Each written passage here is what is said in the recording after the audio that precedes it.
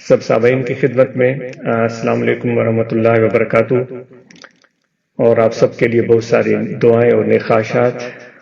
اور آپ کو بھی التماس کہ آپ اپنی دعاؤں اور نیک خواہشات میں ہم سب کو یاد رکھیں۔ اب آپ سے پتہ چلا کہ کچھ دوست جو ہمارے پیارے ہیں وہ آج محمد اطہر صاحب کی برسی کے موقع پر ان کے لیے دعا اور فاتح خوانی کا اہتمام کر رہے ہیں، جس کے لیے آج آپ کا بےحد مشکور ہے، اور آپ کے لیے دل سے دعا گو ہے کہ اللہ تعالیٰ آپ کی یہ دعائیں اور فاتحہ اور ختم قبول فرمائے، اور اس کی برکتیں اطہر صاحب کو اور ہم سب کو اللہ تعالیٰ نصیب کرے۔ چونکہ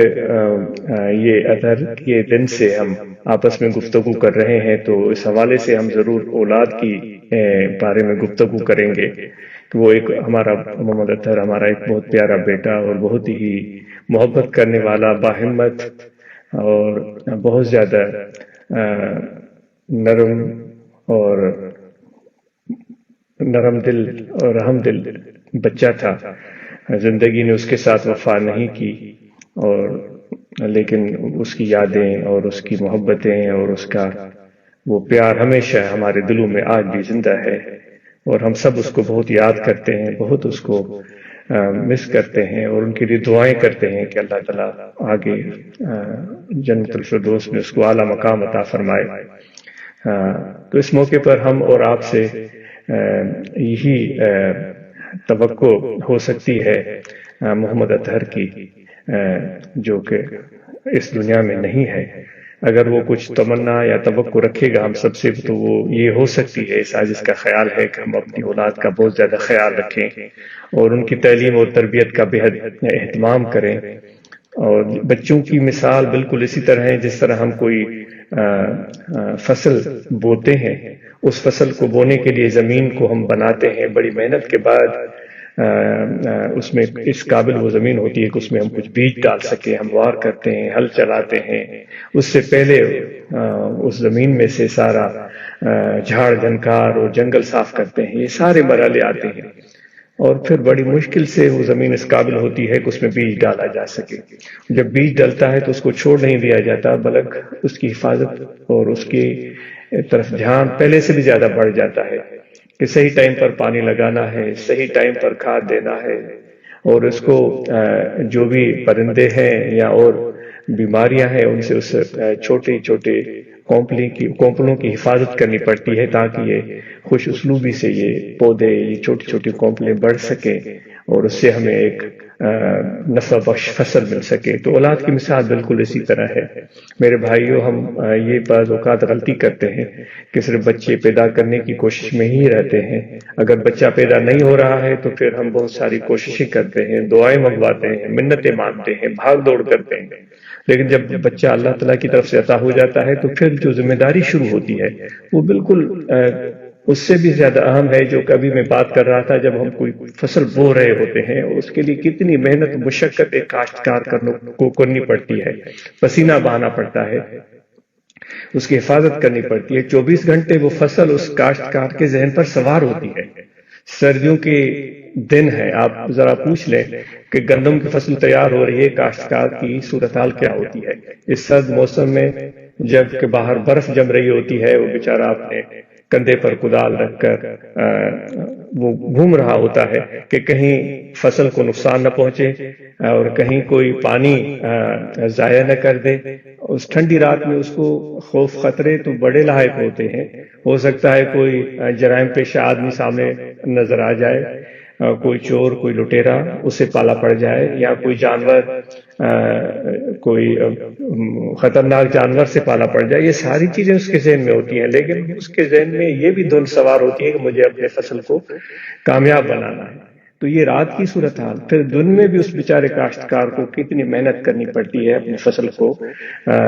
کامیاب بنانے کے لیے۔ تو بچوں کی مثال بھی اسی طرح ہے۔ تو ہم سب صرف بچے پیدا کر کے بھول نہ جائیں، بلکہ اس کاشتکار کی طرح پوری ذمہ داری لیں کہ اس بچے کو بہترین ماحول میں پروان چڑھانا ہے۔ تو یہ میرے دوستو تبھی ممکن ہوگا جب ہماری یہ نیت ہوگی، جب ہمارا یہ ارادہ ہوگا، جب ہم یہ ذمہ داری اپنے سر، اپنے کاندھوں پر لیں گے۔ میں کس کی بات کر رہا ہوں؟ بچے کے والد اور والدہ کی۔ باپ کی بھی اور ماں کی بھی، دونوں اس ذمہ داری کو دل سے محسوس کریں اور اس ذمہ داری کو قبول کریں۔ ہم سے یہ جو روایت ہمارے اندر پیدا ہو چکی ہے کہ بچہ پیدا ہو گیا اور پھر اس کو کسی مدرسے میں کسی قاری صاحب، کسی مولوی صاحب، کسی عالم کے حوالے کر دیا اور ہم سمجھنے لگے کہ یہ بچہ ہمارے لیے آخرت کا سامان ہو جائے گا اور یہ ہمارے لیے جنت کا راستہ ہموار کرے گا۔ میرے بھائیوں، یہ تربیت جو آپ اور ہم دے سکتے ہیں اپنے بیٹے کو، اپنی بیٹی کو، ایک قاری صاحب، ایک مولوی صاحب اس کی تربیت اس طرح نہیں کر سکتا۔ تو جماعت سے اس موقع پر جب اب محمد اطہر کو ہم یاد کر رہے ہیں، اس کی برسی کے موقع پر، یہ آج ان سے یہ گزارش کرتا ہے کہ ہم سب یہ ذمہ داری دل و جان سے قبول کریں تاکہ ہمارے بچوں کی تربیت بہترین ہو، ان کی تعلیم بہترین ہو، ان کا اخلاق کردار بہترین ہو، وہ لائق اور فائق انسان بن سکیں۔ اس بارے میں پہلے بھی کافی مرتبہ گفتگو ہو چکی ہے۔ ان بچوں کو اپنے قریب رکھیں، اپنے دل کے قریب رکھیں۔ میں کاشتکاروں سے پوچھتا ہوں، جب آپ اپنے فصل کے لیے جو کہ ایک 3-4 مہینے کی محنت ہوتی ہے، اتنا ٹائم جو 3-4 مہینے آپ گندم کو دیتے ہیں، 3-4 مہینے آپ دھان کو دیتے ہیں، 3-4 مہینے آپ شوگر کین کو دیتے ہیں، تو کیا یہ جو 3-4 مہینے میں جتنے گھنٹے آپ اپنے فصل کو دیتے ہیں، یہ آج اس کاشتکاروں سے پوچھ رہا ہے، کبھی حساب لگایا ہے یہ کتنے گھنٹے بنتے ہیں؟ آپ حساب کر کے دیکھیں۔ اور پھر آپ کے بیٹے اور بیٹیاں بھی ہوتی ہیں گھر میں موجود، اور پھر یہ حساب کریں کہ اگر 5 سال کا یا 10 سال کا یا 12 سال کا بیٹا اور بیٹی ہو چکا ہے تو اس عرصے میں کتنے گھنٹے ہم نے اپنے بیٹے اور بیٹی کی تربیت اور اس کی تعلیم پر اس کے ساتھ گزارنے کی کوشش کی ہے۔ تو میرے بھائیوں، یہ ہماری ذمہ داری ہے، اور بچوں کی تعلیم اور تربیت جتنے بھی جماعت کے احباب ہیں ان سب سے یہ گزارش ہے کہ کسی اور کے سر پر ذمہ داری مونڈنے کے بجائے ہم ذمہ داری خود قبول کریں اور ان کو گھر میں اچھا ماحول فراہم کریں، اور کتنا ہی اچھا ہو کہ باپ اپنے بیٹے کی تعلیم میں شامل ہو جائے، قرآن مجید پڑھانا یا کچھ ضروری مسائل سکھانا، شریعت مطہرہ کی تعلیم دلانا، نماز کا طریقہ سکھانا، اور اس کے ساتھ اس کی مزاج، اس کی طبیعت کو ذہن میں رکھ کر اس کے ساتھ برتاؤ کرنا، زور زبردستی اور ان کی جو فطرتی صلاحیتیں ہیں وہ زور زبردستی ان کی فطرتی صلاحیتوں کو متاثر کر دیتی ہے۔ تو اس موقع پر ہم آج یہ عہد کریں کہ انشاءاللہ ہم اپنے بچوں کی تعلیم و تربیت میں پوری طرح شامل رہیں گے اور اپنی طرف سے پوری کوشش کریں گے۔ یہ ایک بہترین تحفہ ہوگا آپ کا اور ہم سب کا اپنی اولاد کے لیے، اور اطہر کی برسی کے موقع پر ہم سب، میں بھی آپ کے ساتھ شامل ہوں، عاجز بھی آپ کے ساتھ شامل ہے، ہم عہد کرتے ہیں کہ ہم اپنے بچوں اور بچیوں کی تعلیم اور تربیت جس طرح میرے آقا و مولا حضرت صلی اللہ علیہ وآلہ وسلم نے فرمایا کہ جو بچوں پر شفقت نہ کرے اور بڑوں کی تعظیم نہ کرے تو وہ ہم میں سے نہیں ہے۔ تو اس شفقت، اس محبت، اس پیار سے ہم اپنے بچوں کی تعلیم اور تربیت کریں گے، ان کو یہ بھی سکھائیں گے کہ کس طرح نماز پڑھنی ہے، قرآن مجید کی تلاوت، اور وہ بھی سکھائیں گے، اور یہ بھی سکھائیں گے کہ کوئی بڑا آ جائے تو اس کے ساتھ کس طرح سلام کرنا ہے اور کس طرح اس کو عزت دینی ہے، اور یہ بھی سکھائیں گے کہ تاکہ وہ کسی بیٹا یا بیٹی ہماری بیٹی یا ہمارا بیٹا کسی جرائم پیشہ، کسی کرمنل کے ہتھے نہ چڑھ جائے اور وہ اس کی عزت کو تار کرے یا اس کی شخصیت کو نقصان پہنچائے۔ تو اس حوالے سے بھی ہم اپنے بچوں کی بہترین ذہن سازی کریں گے۔ یہ ہماری بڑی اہم ذمہ داری ہے جس سے ہم لاپرواہ رہتے ہیں۔ اس وجہ سے آپ نے محسوس کیا ہوگا کہ پاکستان میں بے شمار حادثے رونما ہوتے ہیں، بچیوں کے ساتھ حادثے رونما ہوتے ہیں، بچوں کے ساتھ حادثے رونما ہوتے ہیں، اور پھر ہم بہت زیادہ شور مچاتے ہیں، باہر نکلتے ہیں اور پھر احتجاج بھی کرتے ہیں، لیکن کیا اس کے بعد اپنی ذمہ داری کو محسوس کر کے ہم اپنی ذمہ داری کو پورا کرتے ہیں کہ اپنے بیٹے اور بیٹیوں کی تربیت کریں اور ان کی حفاظت کریں؟ تو انشاءاللہ ہم سب مل جل کر اس اہم ترین کام کو بہترین طریقے سے سر انجام دیں گے، اور ان کی تعلیم و تربیت بھی ہوگی، اور ان کو ذکر طریق عالیہ کا تعارف، مشائخ اعظام کا تعارف، مرشد کامل کی نسبت، اور ذکر قلبی اور مراقبہ کے بارے میں تعلیم۔ لیکن یہ تبھی ممکن ہے جب وہ بنیادی تعلیم حاصل کر لے،